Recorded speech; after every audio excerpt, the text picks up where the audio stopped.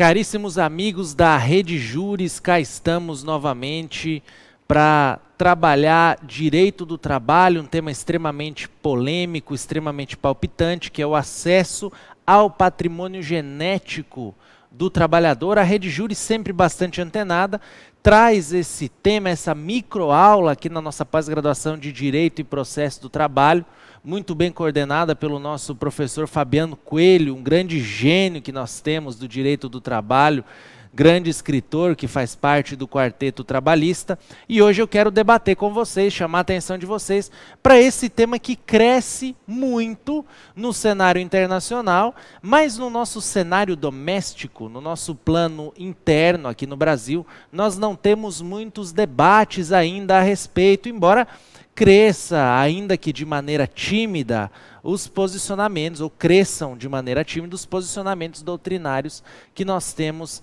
a esse respeito.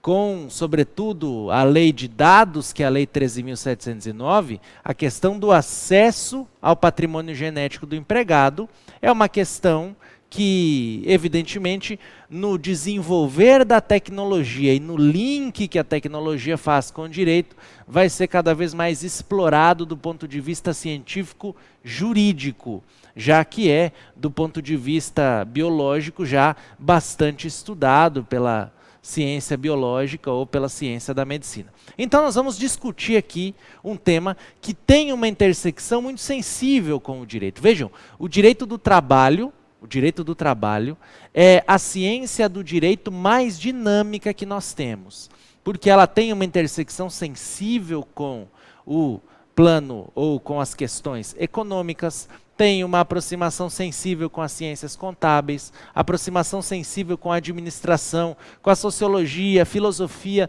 de um modo geral com as ciências sociais aplicadas. E agora, veja só, nós temos um link muito próximo do direito do trabalho com as ciências médicas ou com as ciências biológicas. Óbvio, Alexandre, esse link já existia. Demandas acidentárias, por exemplo, que a Justiça do Trabalho costuma julgar, eu vejo, ou nós notamos frequentemente, que há necessidade de participação de um médico perito para que ele diga se aquele sujeito tem determinada doença, se há nexo causal com o trabalho realizado, enfim. Mas notem que essa aproximação do direito do trabalho com a medicina, com as ciências biológicas, cada vez mais demonstra a necessidade de estudo e de mapeamento das fronteiras novas ou desse terreno novo que o direito do trabalho impõe. E com a evolução tecnológica não será diferente.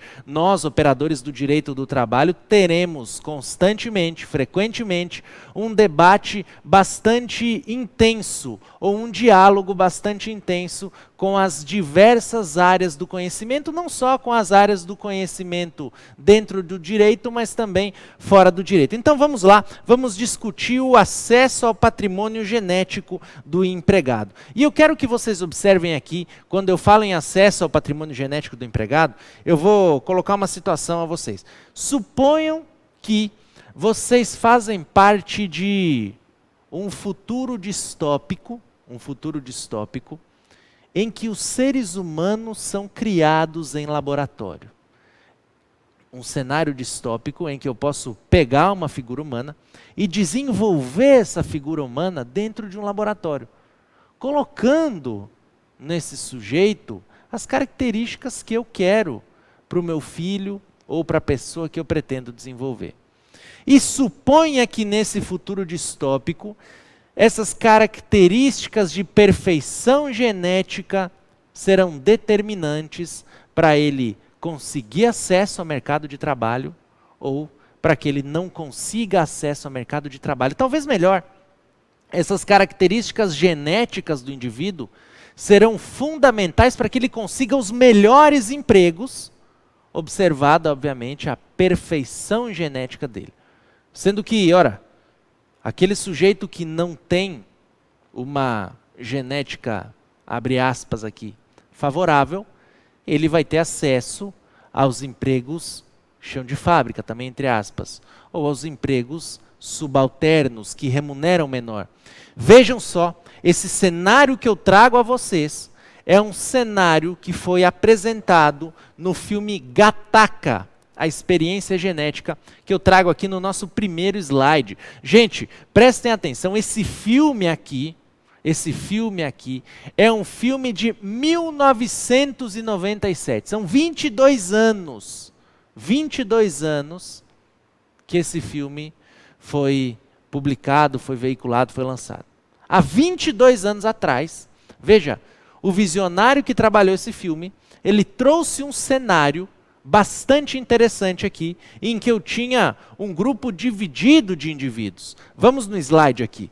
Nesse grupo dividido de indivíduos, eu tinha aqui, de um lado, os indivíduos perfeitos, e do outro lado, eu tinha esses indivíduos imperfeitos. Opa!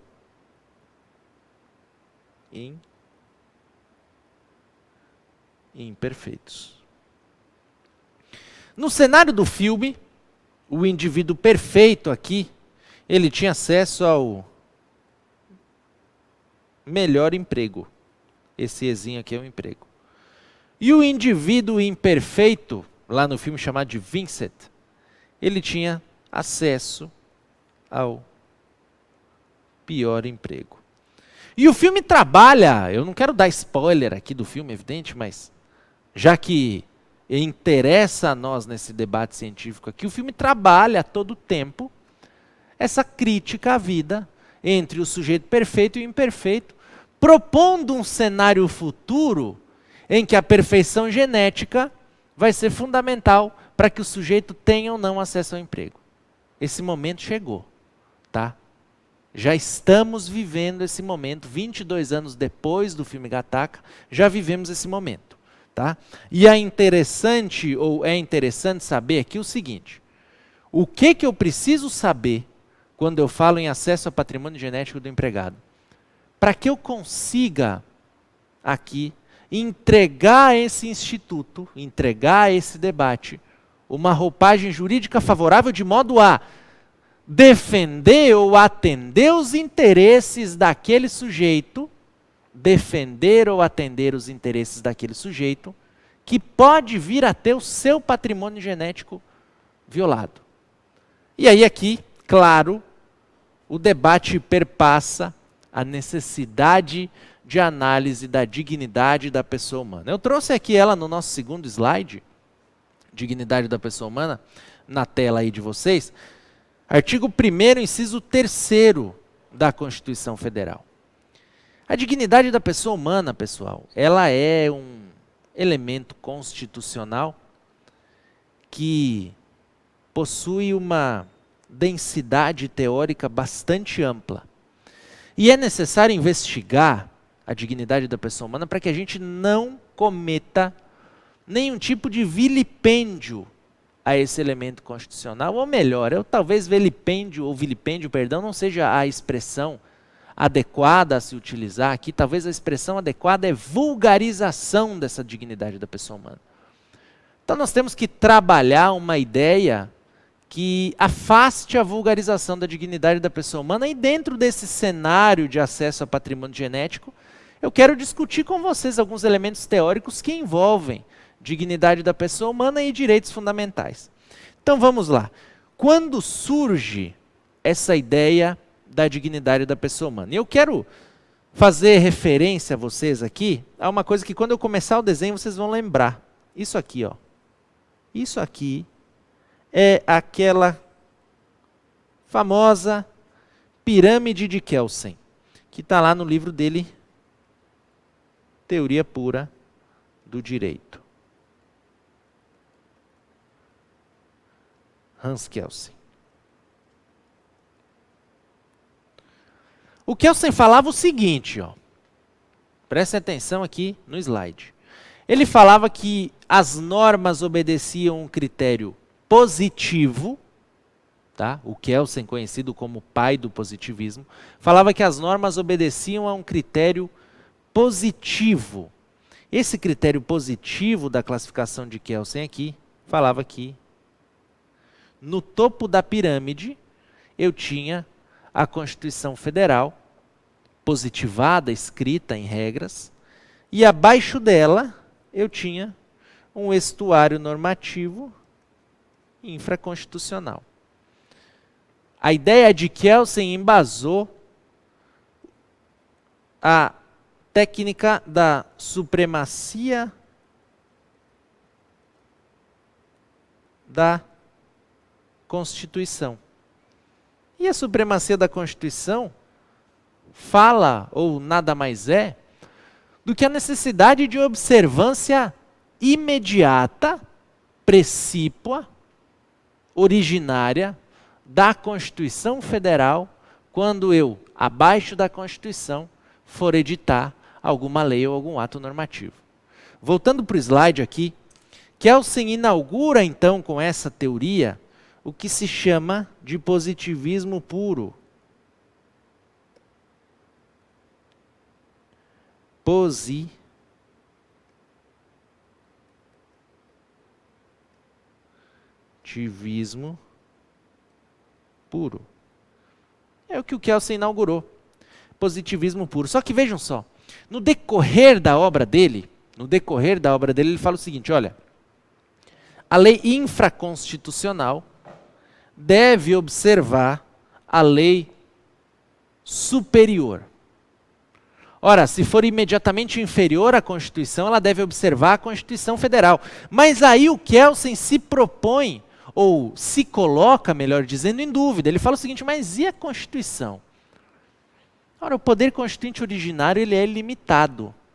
Mas eu não posso ignorar que no ato da elaboração ou da feitura da Constituição, eu não tenha que observar algum elemento empírico de valor maior ou de valor superior e não palpável em relação à Constituição. No slide, por favor, lá no slide, o Kelsen fala aqui na pirâmide dele que acima da Constituição existe a norma hipotética fundamental. E ele cai em debate, o Kelsen, a respeito do que vem a ser norma hipotética fundamental. O que é norma hipotética fundamental? Olha, as classificações são amplas aqui sobre norma hipotética fundamental. A doutrina já se debruçou a respeito. Para alguns é o justnaturalismo, ou o direito inato do ser humano. Para outros, a norma hipotética fundamental tem suas bases no contrato social. Aí lembramos dos contratualistas Rousseau, Thomas Hobbes e John Locke. Para outros, a norma hipotética fundamental, como desenvolve a teoria do direito aqui do Brasil, em especial Ingo Wolfgang, é a dignidade da pessoa humana. E na sequência aqui do estudo da norma hipotética fundamental, há quem diga que ela é um supraprincípio, e há quem diga que ela é um valor maior. Então, quando eu vou mapear a dignidade da pessoa humana do ponto de vista jurídico, eu vou falar o quê? Que a dignidade da pessoa humana é o quê? À luz da teoria do Kelsen. Eu vou falar que a dignidade da pessoa humana ostenta uma característica de natureza tridimensional. Porque ela é uma regra, pois escrita na Constituição. É um princípio, porque é um mandado de otimização, segundo Alexi.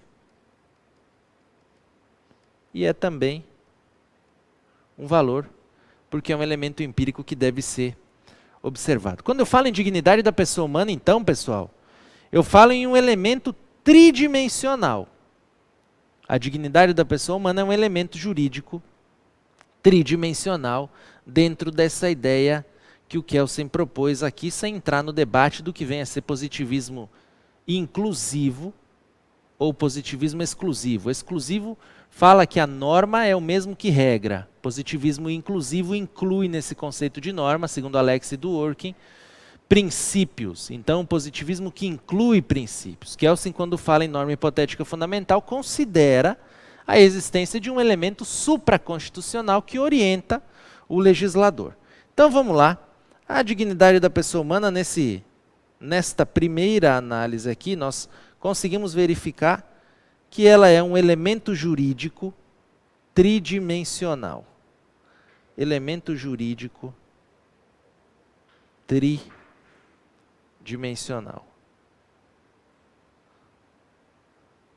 Então vamos lá. Dignidade da pessoa humana, apagando aqui, é um elemento jurídico tridimensional. Ela é tridimensional.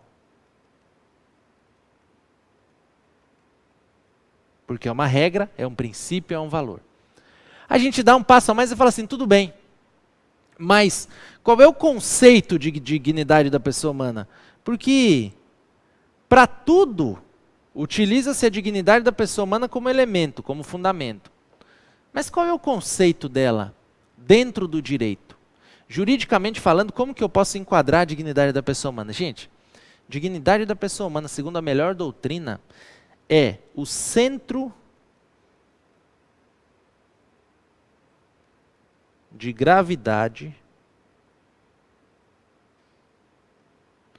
do ordenamento jurídico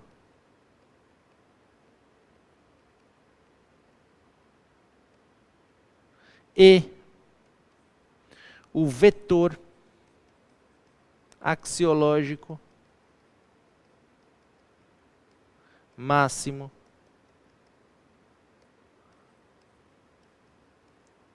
da Constituição. Ela possui um valor tridimensional e é o vetor axiológico máximo da Constituição, de modo que todos os direitos fundamentais se encerram no que se chama de feixe de direitos, ou segundo a doutrina americana, cluster rights. Tese segundo a qual a observância dos direitos fundamentais, ou a vida digna, demanda a observância, ainda que mínima, de todos os direitos fundamentais. Um desses direitos fundamentais é o acesso aos dados da pessoa. Veja que eu tenho uma lei aqui no Brasil, que é a Lei 13.709, que regula a possibilidade de acesso aos dados do ser humano. Alexandre, a Constituição não fala disso enquanto direito fundamental e enquanto atributo da dignidade da pessoa humana. Vida, atributo da dignidade. Saúde, atributo da dignidade. Imagem, honra, boa fama, todos são atributos da dignidade humana. Mas a legislação, a Constituição não fala aqui do acesso aos dados. Tudo bem, mas eu aplico a ideia de fundamentalidade material, que quer dizer que os direitos fundamentais não necessariamente dependem de inscrição constitucional. Porque a própria Constituição, no artigo 5º, parágrafos 2º e 3º, reconhece a possibilidade de direitos fundamentais fora da Constituição, o que se chama de fundamentalidade formal. E aí, alcançado o real valor, o real significado da dignidade da pessoa humana, a gente segue. Porque dentro dessa ideia de acesso ao patrimônio genético do trabalhador, ou de um modo geral de acesso ao patrimônio genético, eu tenho que principalmente tutelar essa dignidade. Porque o patrimônio genético compreende o quê? Um dos atributos da dignidade da pessoa humana que nós já estudamos. E essa ideia de mapeamento genético não é recente no mundo. Em 1938, para vocês terem uma ideia, já havia nos Estados Unidos estudos para detecção de transtornos genéticos. Isso veio de uma maneira muito mais intensa em 1970, quando a Força Aérea mapeou candidatos, Força Aérea Americana mapeou candidatos com possibilidade de desenvolvimento de anemia falciforme. Esses caras aqui, ó, você vai desenvolver anemia falciforme? Você tem uma genética que propicia o desenvolvimento da anemia falciforme, você está fora aqui da Força Aérea Americana. Então isso não é recente. O que é recente nesse cenário atual, o que é recente hoje, em termos de acesso a patrimônio genético, é a possibilidade de mapear o patrimônio genético de uma maneira a miúde. O que isso quer dizer, professor?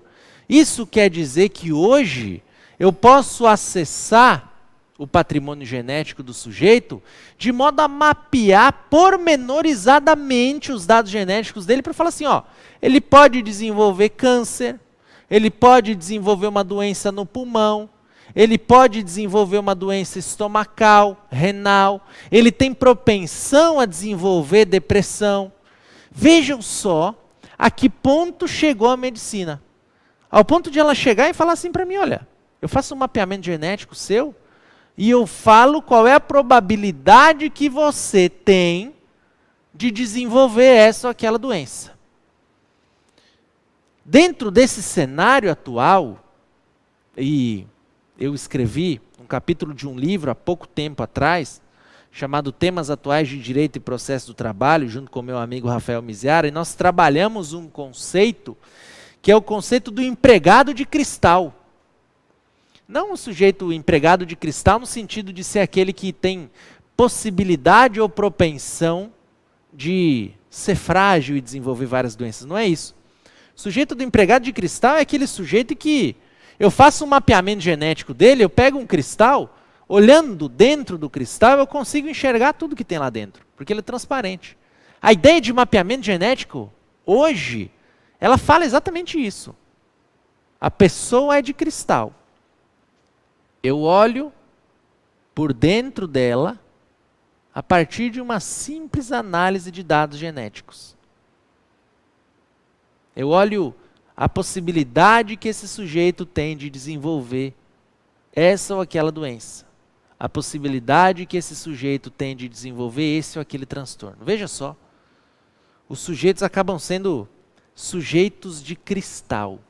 Sujeitos de cristal.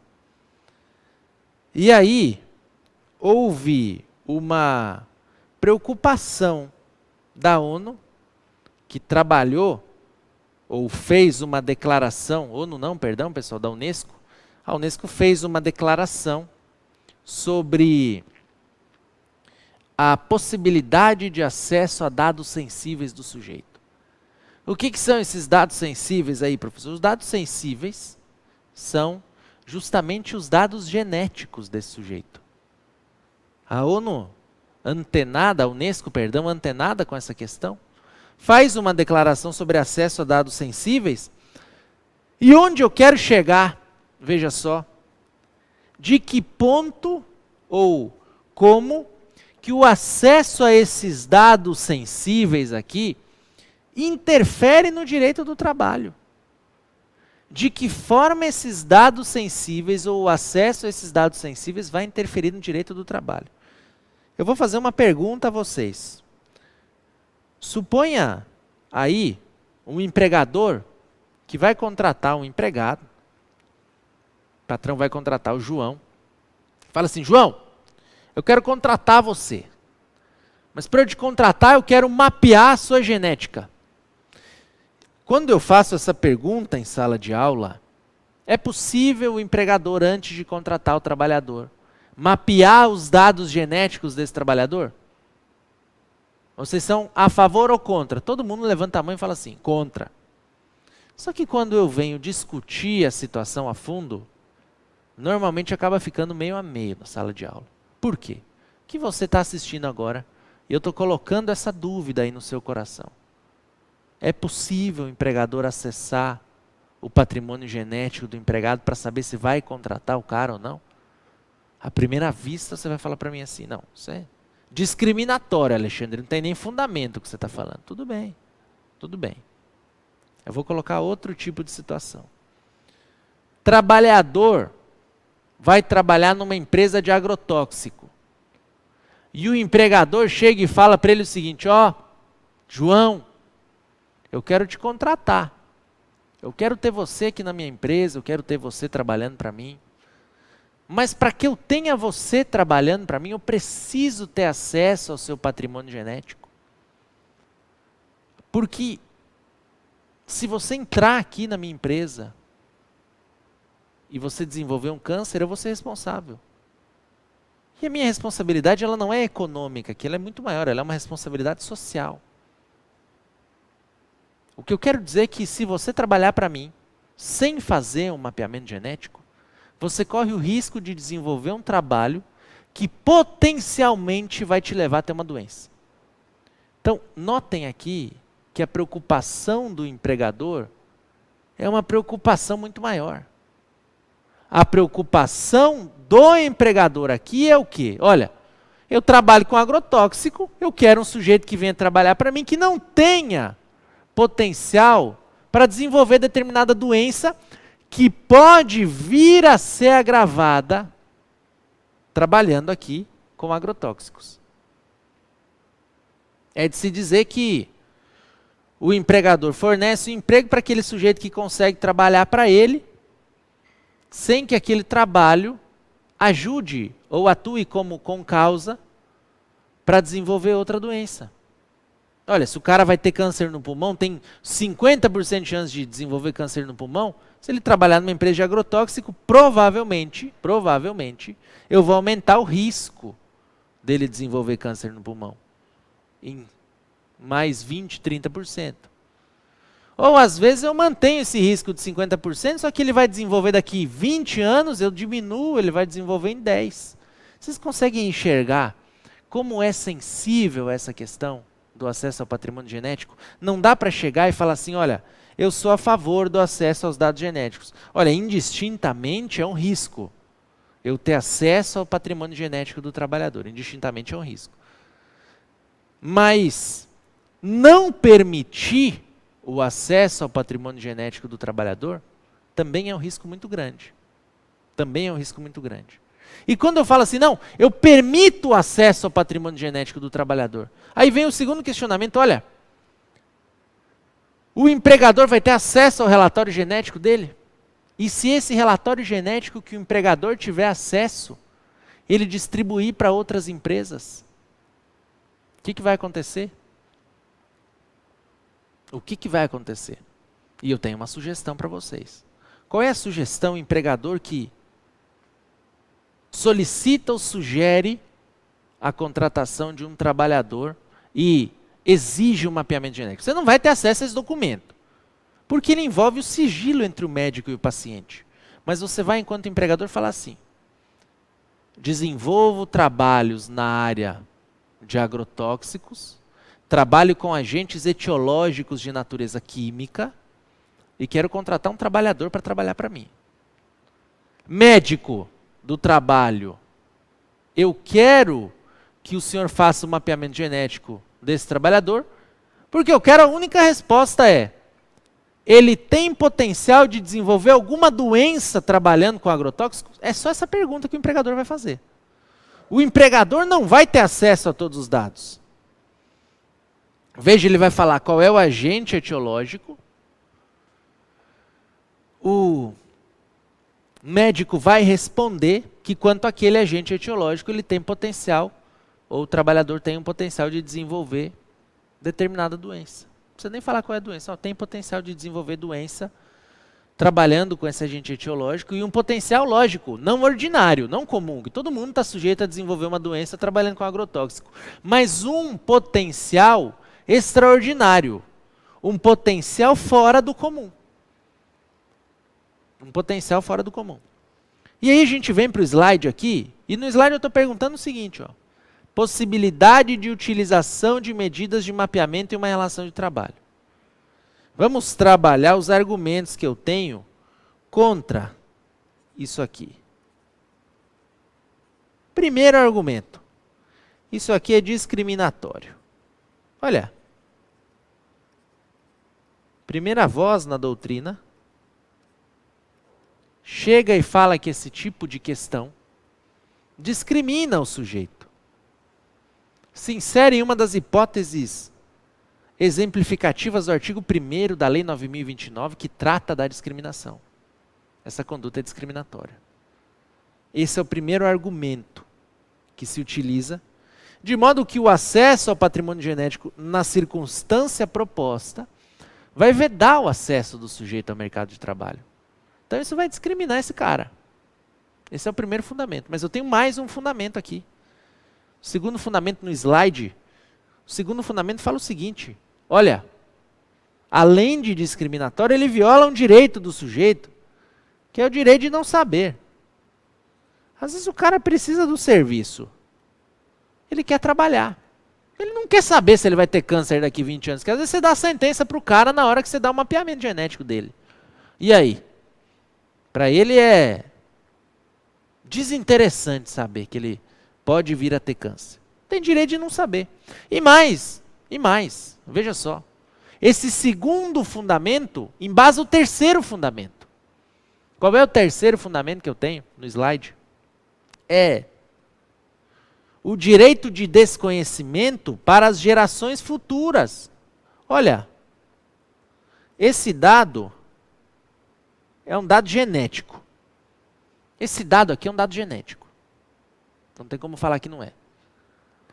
Então, se eu tenho possibilidade de desenvolver determinada doença, o meu filho também vai ter, o meu neto também vai ter, o meu bisneto também vai ter, porque a minha carga genética, ela é passada aos meus descendentes.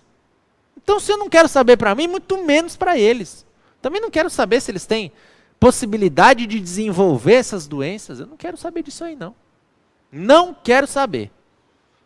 E aí, eu quero ir para o último argumento contra, no slide. Possibilidade de elastecimento disso aqui para outras relações. Outras relações. Como assim, Alexandre? Outras relações? Não entendi. Gente, presta atenção. Presta atenção. Câmera em mim. Ó. Já pensou se o plano de saúde pede um mapeamento genético seu? Você está lascado. Se você tem possibilidade de desenvolver uma doença.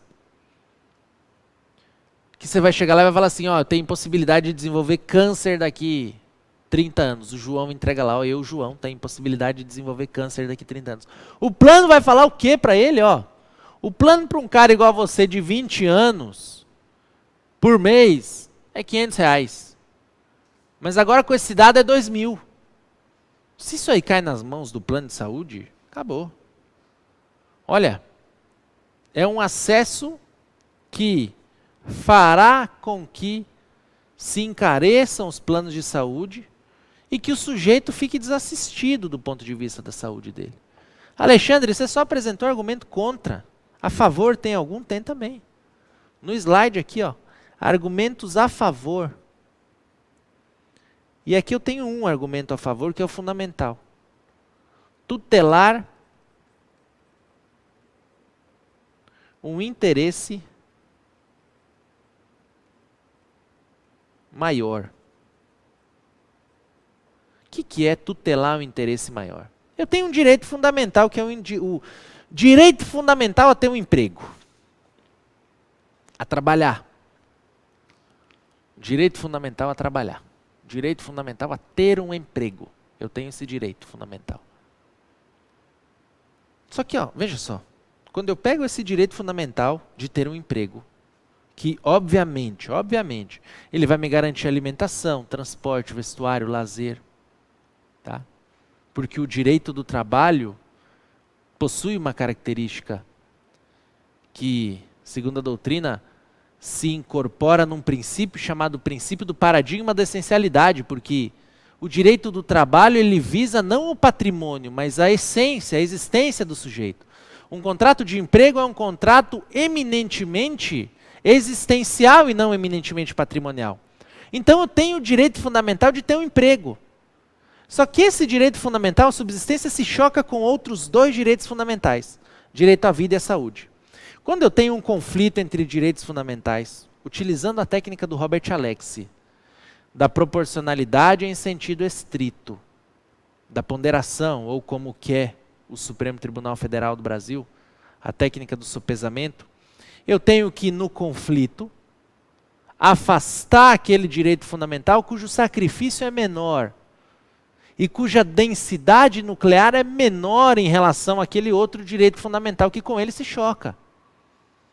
O que eu quero dizer aqui é o seguinte: quando eu tenho o direito fundamental de ter um emprego se chocando com o direito fundamental, à vida ou à saúde, é claro que vai prevalecer o direito à vida. Porque para trabalhar o sujeito tem que estar vivo. Se ele estiver morto, ele não trabalha.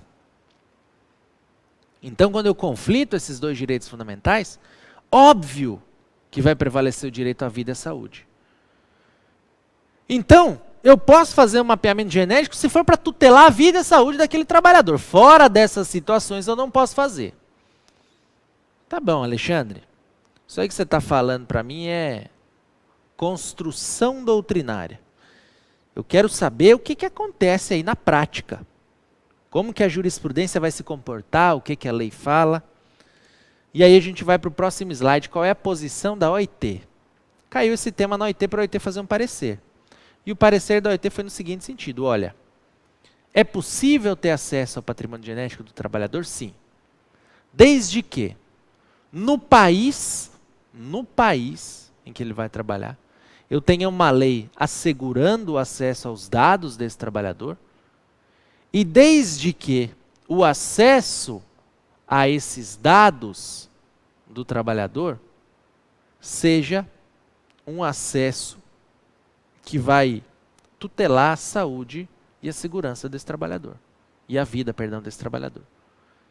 Justifica-se o acesso ao patrimônio genético do cara. Justifica-se. Desde que o acesso ao patrimônio genético desse sujeito, desse trabalhador, se faça para tutelar a vida e a saúde desse trabalhador. E mais, tem que ter previsão legal. Então, de acordo com a OIT, eu devo tutelar, slide, um bem maior, ou seja, saúde e vida. Esse é o primeiro ponto. E segundo, eu tenho também que ter a previsão legal no país. Tem no Brasil, Alexandre? Olha só. Aguenta um pouquinho aí. Vamos falar de Portugal primeiro. Lei 12 de 2005 de Portugal, ela fala o seguinte: olha, aqui em Portugal é possível ter acesso ao patrimônio genético, desde que o bem a ser tutelado seja um bem de valor maior em relação ao emprego. Desde que o bem a ser tutelado seja, por exemplo, a vida, a saúde do trabalhador. Em Portugal é possível ter acesso ao patrimônio genético. No Brasil, a gente teve inicialmente uma lei que foi a Lei 12.564. Eu pus aí 17, mas ela não é de 2017 não, está no slide. Que é a lei que fala da coleta de dados genéticos para fins criminais. O que acontece? Vocês já viram o filme americano? Aquele filme americano lá que o cara é preso, pega as digitais dele, faz um cruzamento de dados e vê que a digital dele está ligada a um crime que foi cometido há tantos anos atrás em tal local? Então, o acesso aos dados genéticos para os fins criminais, ele serve para isso. Então, aqui no Brasil, quando o cara é preso e deixa as digitais dele lá, por exemplo, ele faz para facilitar o esclarecimento de determinado crime. Um crime de estupro, por exemplo. Pegam o sêmen do criminoso na vítima. Vão cruzar os dados para ver se os dados genéticos daquele material genético que ele depositou na vítima é o mesmo dado genético dele. Para isso serve. Agora, a Lei 12.564, ela não se aplica, vejam só, ela não se aplica aos casos de mapeamento genético trabalhista, tá? É somente para fins de identificação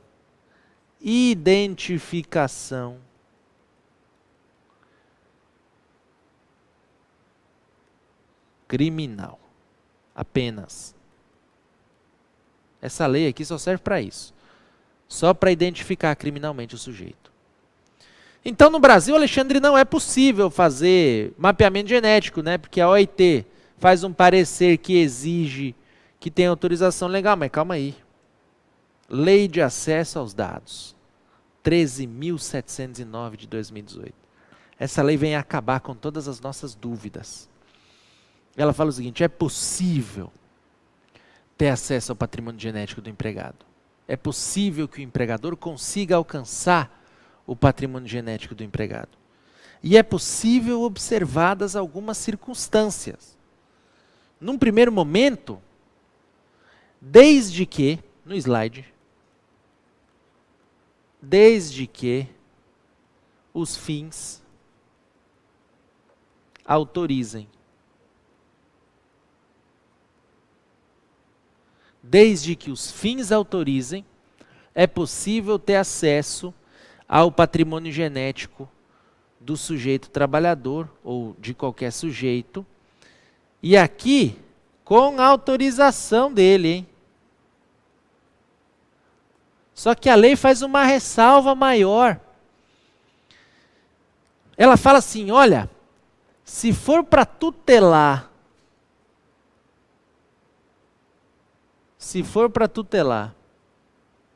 a saúde e a vida, enquanto bens maiores, obviamente, eu posso acessar o patrimônio genético do sujeito sem nenhuma autorização.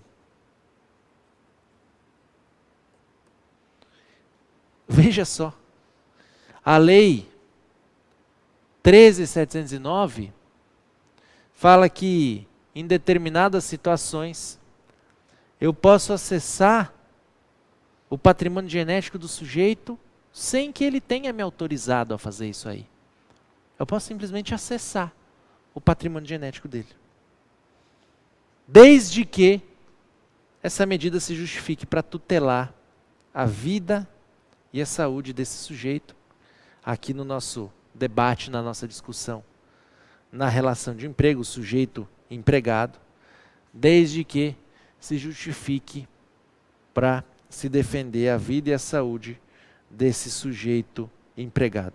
Vejam só como é sensível essa questão do acesso ao patrimônio genético do trabalhador.